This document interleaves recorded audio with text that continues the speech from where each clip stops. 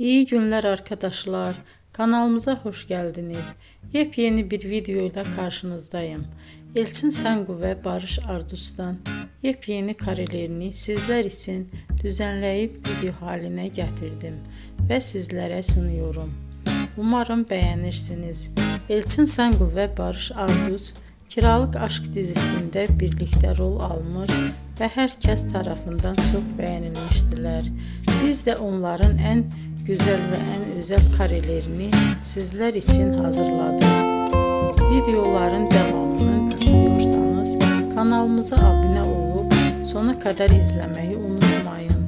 Hoşça kalın. Bizden bu kadar.